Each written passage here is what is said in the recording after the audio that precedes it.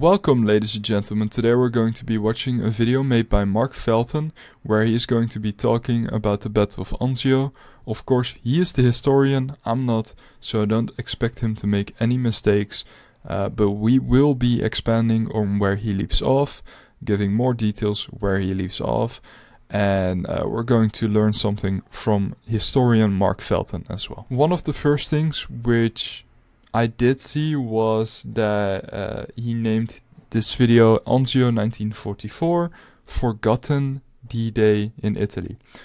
I think the word forgotten is very strong. It's definitely not forgotten. If anything, in the entire Italian campaign, I think Anzio is probably the most well-known battle. I think forgotten is a bit overdramatic, only for clickbait purposes.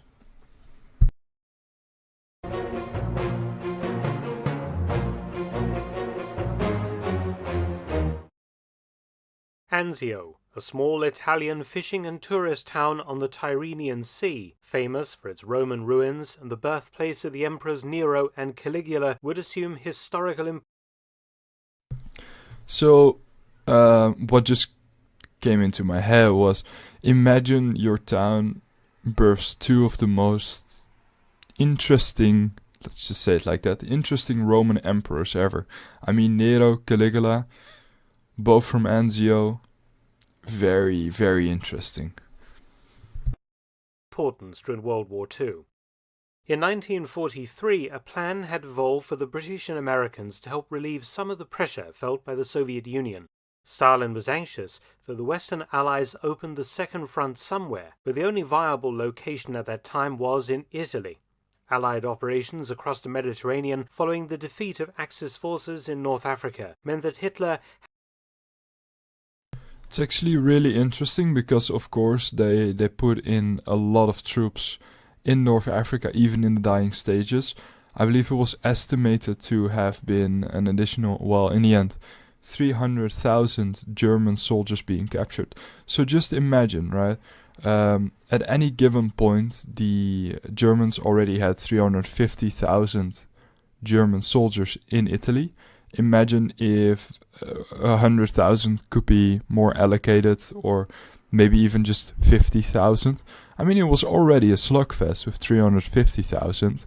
Just imagine if it was 300,000 more, right? All the troops they lost in North Africa, if they were defending Italy instead, well, that would have made it virtually impossible to even try. Of course, what probably would have happened instead was they would have sent those troops to the Eastern Front, not necessarily the Southern Front, but still, very interesting hypothetical, right? Had to leave substantial forces in southern France, Italy and the Balkans to guard his southern flank, preventing their deployment on the Eastern Front, and therefore limiting his strategy there. By late 1943, the British and American campaign in Italy had become bogged down. Yeah, so that's true. The campaign indeed became bogged down.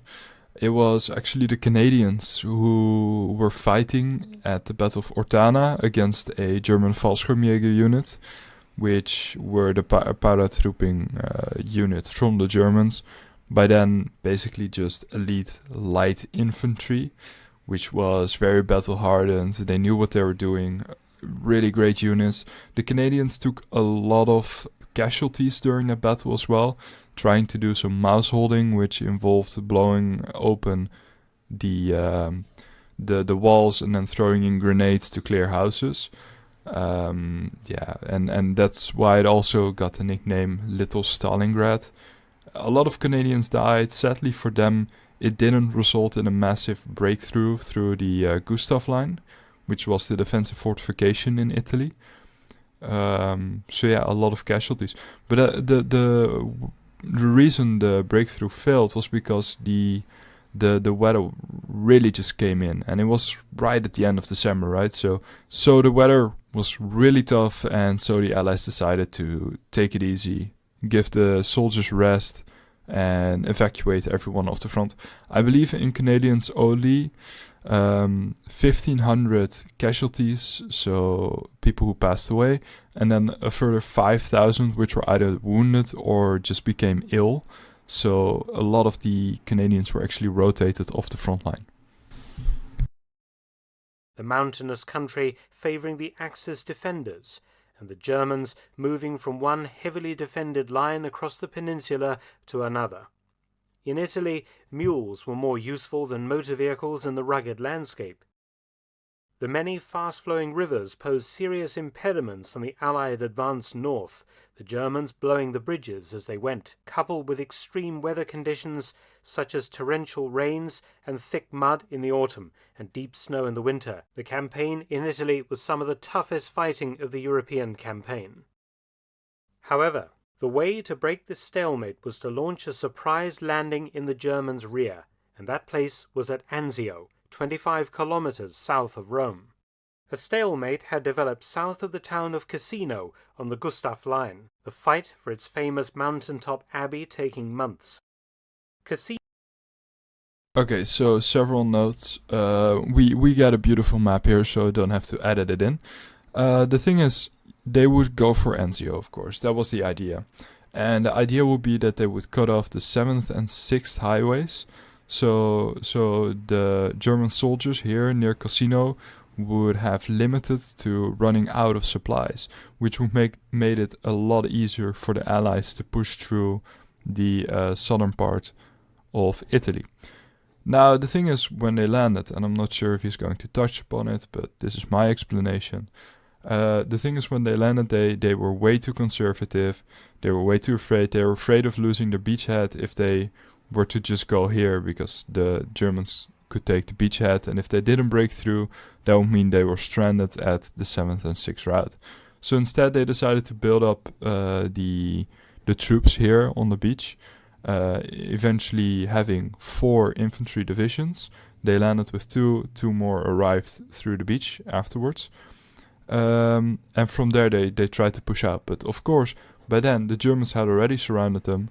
Kesselring had sent in a lot of troops, I believe something like parts of 8 separate divisions, so they couldn't push out anymore, which made the entire landing of Anzio virtually, well, not useless, but ineffective. The fight for its famous mountaintop abbey taking months.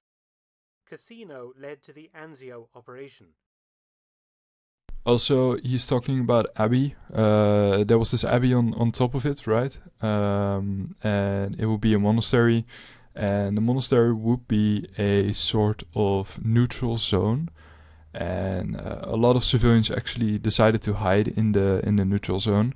And then the British, the operation which was led by American airplanes, decided to bomb it because they thought it was an outlook post for German artillery. I believe 300 people-ish died, which is a lot of people, right? But only they were civilians. Only civilians. And once the monastery was reduced to rubble, a German Fallschirmjäger unit would move in.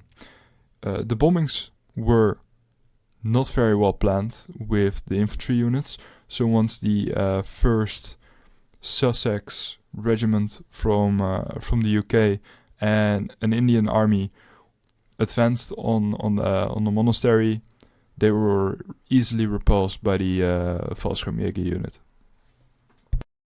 Advance from Anzio, link up with Allied troops coming north from Cassino and march on Rome. The build-up of forces for the operation took place at Naples in early 1944.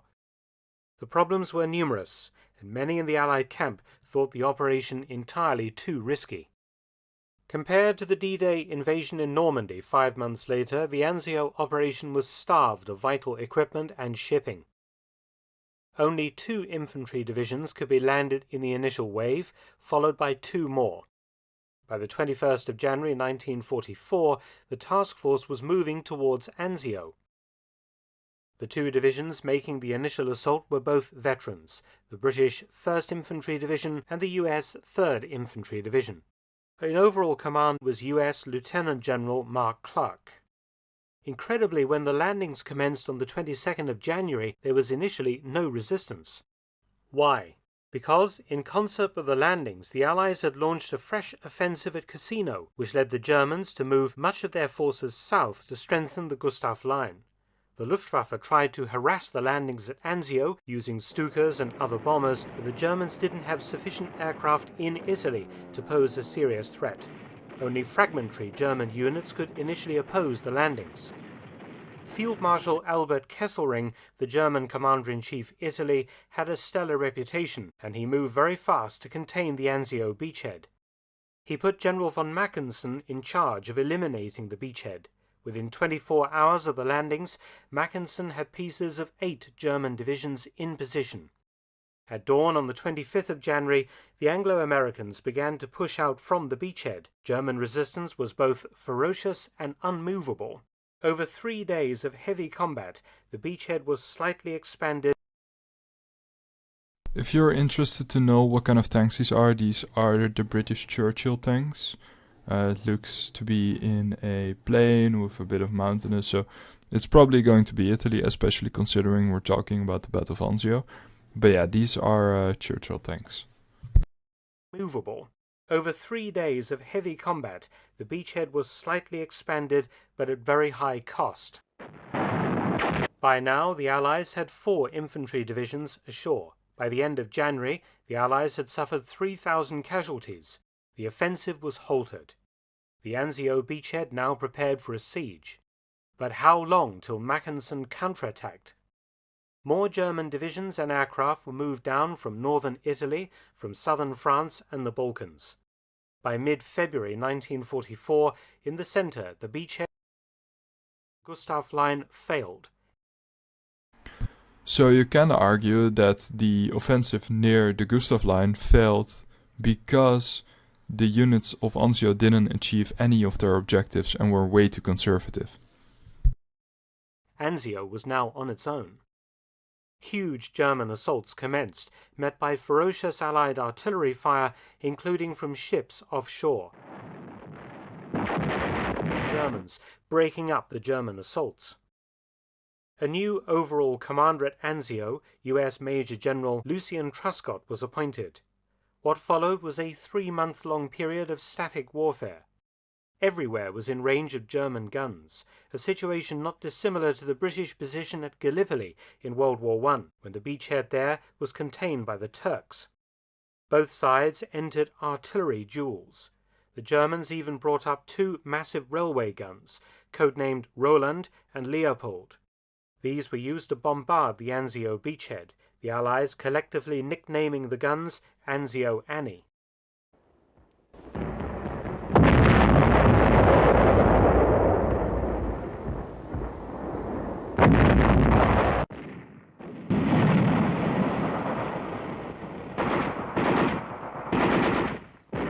The positions on both sides resembled the trenches of World War I. The German Navy also intervened, launching human torpedo attacks on Allied shipping off Anzio in a desperate attempt to prevent the Allies from landing more men for a breakout attempt. But many more reinforcements were sent into Anzio, preparatory to a new offensive. A fresh push was launched in the south against the Gustav Line. It took a week of heavy combat, but this time the southern forces began to break through the line. Now was the moment. On the 23rd of May 1944, the breakout at Anzio began. So basically that's because the troops from the north, they actually decided to go to the south. And the Canadians as well, they went to the south. And so what needed to happen was these troops needed to be resupplied with other troops, so it seemed like they didn't leave. So a lot of Indian regiments went to the front, and the Canadians and the English actually went to the American side to help the breakthrough, to make sure the breakthrough for the 4th time this time, right? For the 4th time, that it would finally work. And simultaneously, the breakthrough at Anzio was going to happen. It needed to happen because they could have cut off the retreating armies, and then they could capture a lot of people, right? So that was the idea, and let's see how it turned out. Soon the US and British forces were on the road to Rome.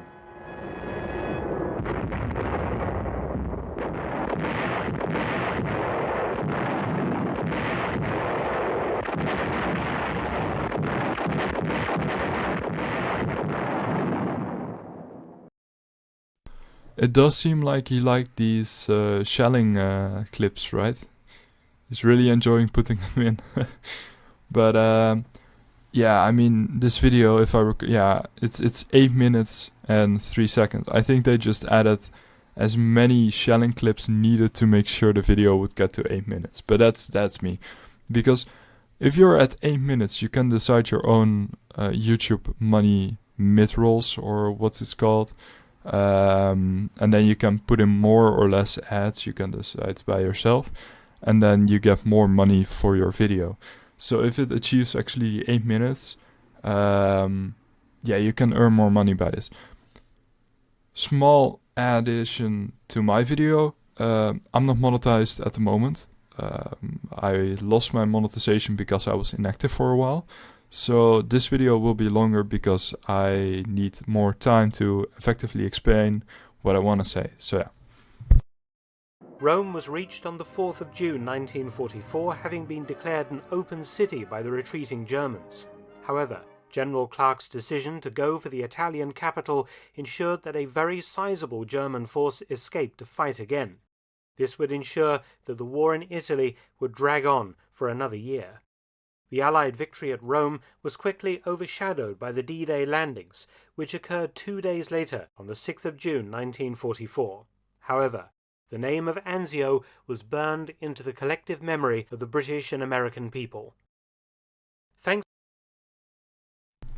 So what he said was true. He wanted to go for the glory of capturing Rome, but he let a sizable German army escape, which were able to retreat to the next line, the Gothic line, which caused a lot of later fatalities, which definitely is a shame.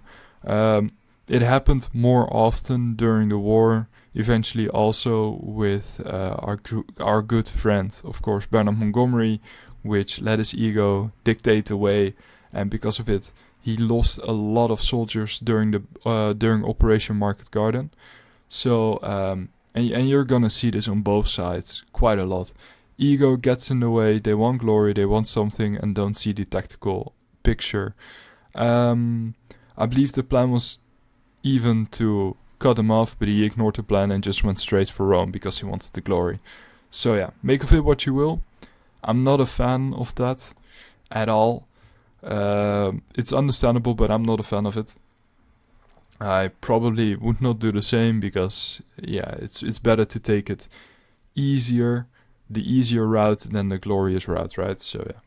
Anyway, I wish you guys a wonderful day. Thank you very much for watching. I hope you enjoyed this video. I hope you learned something. I hope you valued my additions, I guess. And I'll see you guys in the next video. Thank you very much for watching. Goodbye.